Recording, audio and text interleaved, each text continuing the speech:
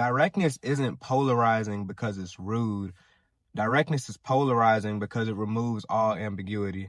You may have been accused of being someone who lacks tact, someone who is very straightforward, someone who can just be a little softer with your approach when it comes to you communicating. You're too blunt. Sounds familiar? You just need to be a little more considerate. This usually comes from people who confuse clarity with aggression. You know it like I know. You're not trying to offend.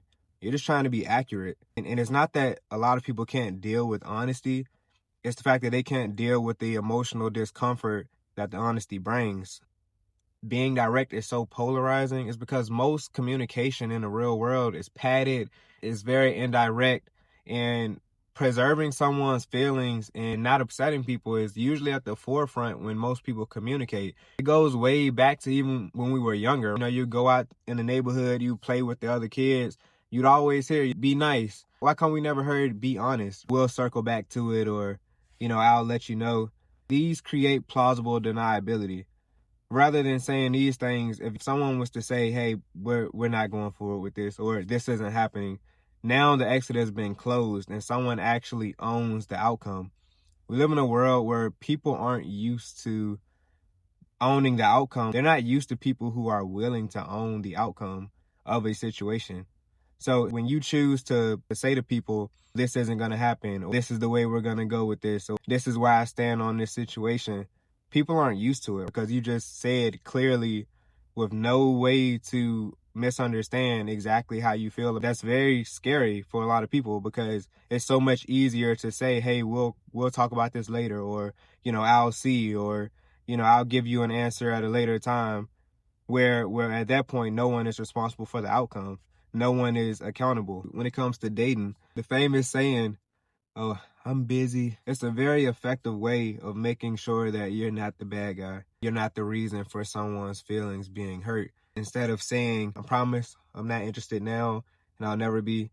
This lack of clarity in communication is even present in friendships, right? You might have a friend who, for whatever reason, they're always showing up late. You may have a birthday celebration. You may have something important to you. And this person, they're just known for showing up late, and they're used to getting the response, it's all good, man. Don't worry about it.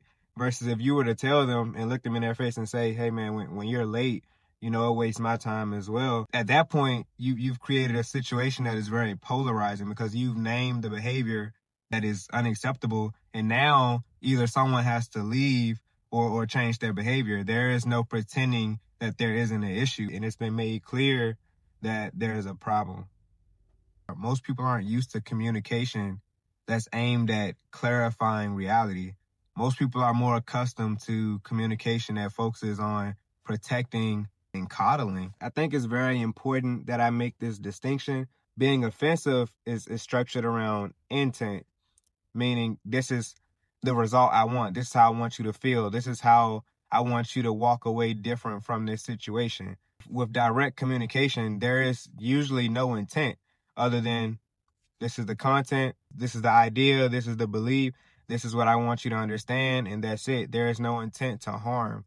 Cruelty is focused on enjoyment. When someone is cruel, they enjoy intentionally causing harm.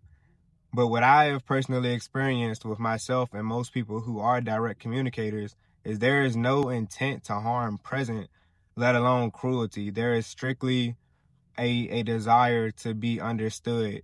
And there is a removal of ineffective or unnecessary words and ideas, usually to bring clarity. I think that this is one of the biggest misunderstandings with most people in direct communicators. It's so easy to focus on the delivery instead of just focusing on the message alone that's being communicated. Someone can be gentle and dishonest, and someone can be calm and direct. I've observed personally, the person who's calm and direct actually means well. The person who's gentle and dishonest, they don't. A lot of the times, a lot of people miss out on what's actually better for them, whether that be knowledge, situations, friendships, partnerships, and so much more, just because going with the gentle and dishonest person just feels so much easier. It feels so much more familiar versus the calm and direct. They mean well. It's just uncommon. It's unfamiliar.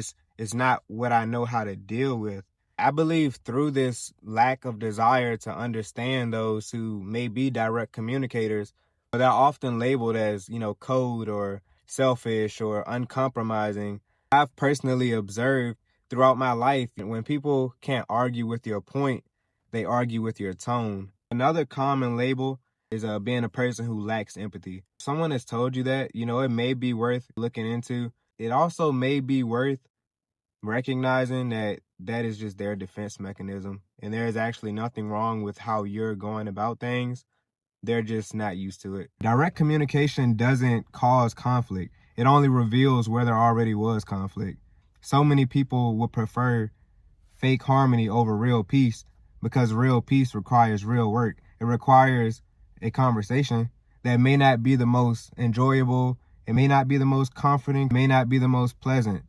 Being a direct communicator, it can be very polarizing because when you're giving that unyielded, clarity, when you communicate, it can sometimes read as dominance, right? Or you trying to overpower people regardless of how neutral and laid back your body language and tone is.